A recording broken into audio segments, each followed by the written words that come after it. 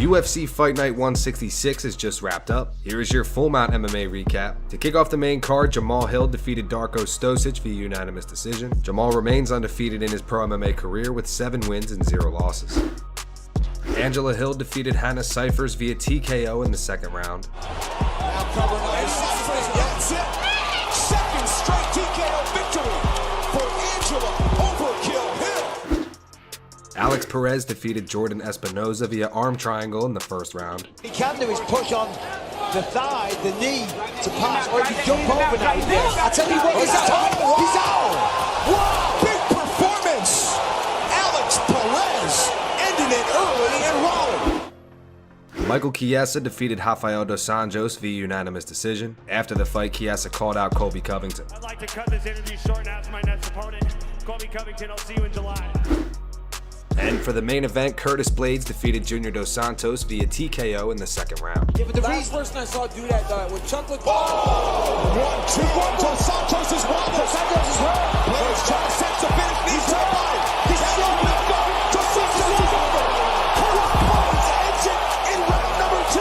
Wow. Here's some reactions from the MMA community. Brett Okamoto says no takedowns needed for Curtis Blaydes. Finishes Junior dos Santos with strikes on the feet in the second round. Junior never went out but was done on his feet. Wow. Eddie Alvarez says, man, Junior's collarbone looks snapped. He followed up with Blaydes is a problem for anyone. Perfect combination of speed, power, grappling, and striking. Future champ right there. Justin Gaethje said Curtis Blaydes joining the 50K bonus club once again. Great performance. JDS is a legend. Always love seeing that man compete. Tatiana Suarez says, damn, that was an amazing performance. Curtis Blaydes gets it done with a TKO. I knew that was coming. Curtis kept faking that shot and I had a feeling he was going to level change and throw an overhand. And Dominic Reyes says the homie Curtis with the hands. Congrats, big dog.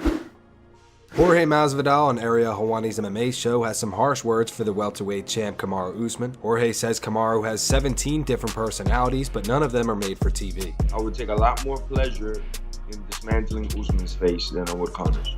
I would have a sincere joy inside of me, like a kid on Christmas opening numerous gifts if Usman was the dude that I got to baptize. There's something about his face I don't like it. It doesn't sit well with me. I don't like his attitude as well either. Little comments of who I've been doing this 16 years. I'm the fighter of the year and I'm at your weight class and you're gonna be as corny and a petty ass troll and saying who. You know, but the dude ain't got no personality though. He has 17 different personalities up there, but not one of them is made for TV. So I'm gonna f his ass up, man. You know? Okay. And if not, whatever. He doesn't want it. I'm gonna make this abundantly clear in every interview that I get asked about this coward.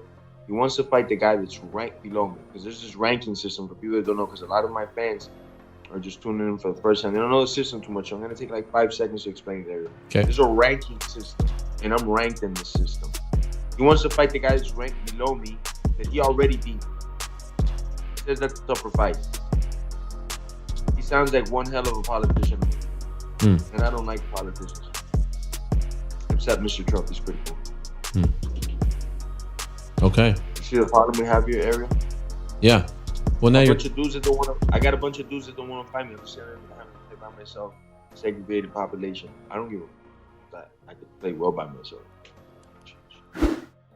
John Jones' manager Malky Kawa speaks on the possibility of John going up to heavyweight. As you guys know, Jones is currently scheduled to face Dominic Reyes at UFC 247. His manager told MMA Junkie John's comfortable at light heavyweight. He has no reason to go up to heavyweight unless it makes financial sense for him. He's already proved that he's the best fighter we've ever seen. He's already proved that he's the GOAT. In my opinion, he's the GOAT. I don't know if he goes to heavyweight. If the challenge is there and the challenge makes financial sense, he may or may not do it. It's really up to him, so that's a question for John. But it won't be a question that I believe he would answer today. Everyone is dying to see John jump to heavyweight. Well, okay, there's your jump to heavyweight. Give him the big scary monster that is Brock Lesnar and we can go from there. Khabib Nurmagomedov's coach Javier Mendez on SiriusXM speaks on Conor McGregor filling in as an alternate for either Khabib or Tony at UFC 249. Zero. He doesn't care. He only cares about Tony. You don't even talk about. He won't even talk about Conor. If you say I want to talk, he'll just say I want to talk about him. Don't talk to me about him. I'm talking about Tony.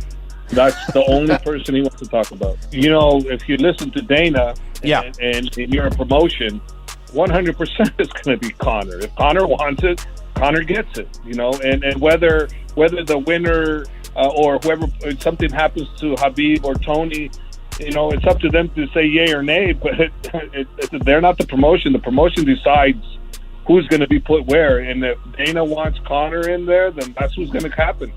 And you as a fighter, all you can do is accept or deny. And you know, a lot of times we forget that this is an entertainment sport, you know, so it isn't who rightfully deserves to be there because they won X amount of fights. But the X factor is this.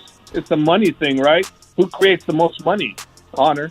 You know, Conor's number one on the money department, so he's still the A side. And as much as people will say, well, he doesn't deserve it, well, if people are going to tune in 2-1, then the promotion's going to say, yeah, he deserves it, right? I mean, that's what these promotions do. They're not regulated, so until they become regulated, then we can talk a different story, like what you do in football and collegiate, basketball, and the whole thing, right? Right now, it's basically who creates the most money and what the promotion can put on.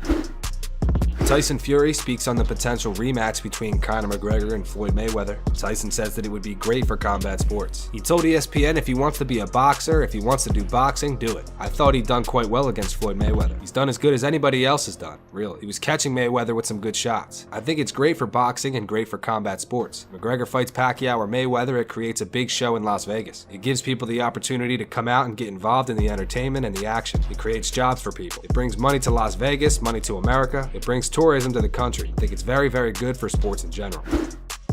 Conor McGregor's coach John Kavanagh reflects on Conor's victory this past weekend. He also mentions that he would like Conor to fight Justin Gaethje next. You know, the thing about ring rust, as they call it, I'm not too worried about that with Conor in any area.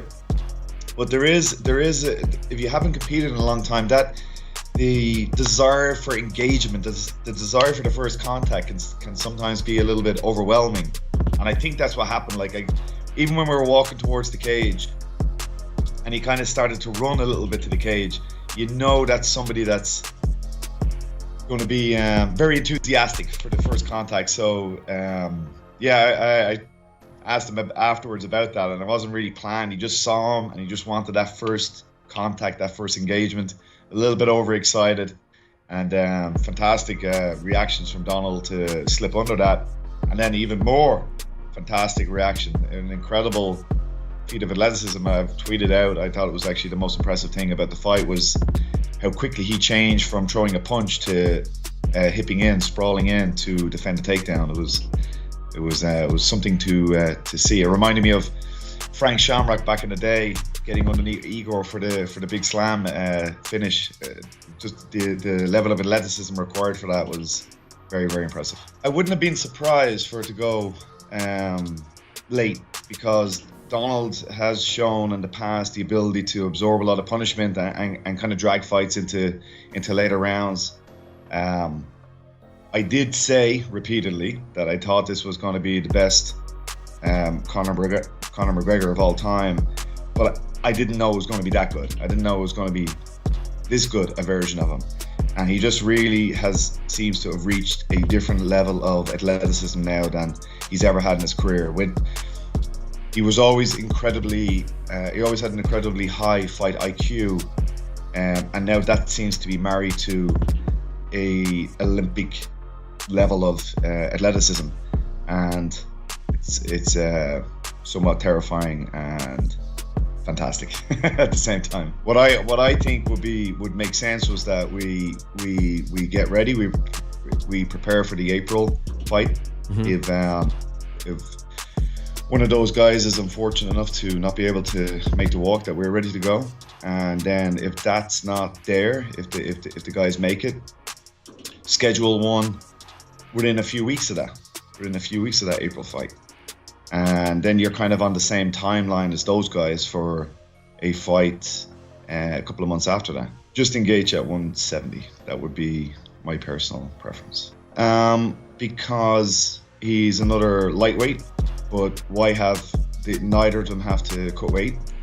And you know, that's the goal. Well, I'll be careful with my words here. The kind of vision is getting that 155-pound belt back, so it's a step towards that. That's gonna wrap it up for the news. Thank you so much for watching. If you enjoyed the video, be sure to drop a like down below and subscribe to Full Mount MMA on YouTube. Here are the 3 top comments from last video. These comments are in reference to Kevin Lee saying that Tony Ferguson, Khabib, Conor, and Jorge Masvidal are all whack. The first one says, how do you call someone whack when you were whacked by him? Kevin Lee gets 1 win after a string of losses and thinks he is the UFC. The second one says, Kevin Lee would get mollywopped by all these dudes. Someone get Raging Al to come handle his son. And the final one says, I'm a simple guy. I see Kevin Lee talking and I fast forward. Those were the 3 top comments from last video. If you want to be featured in the next video, be sure to drop a comment down below on this one.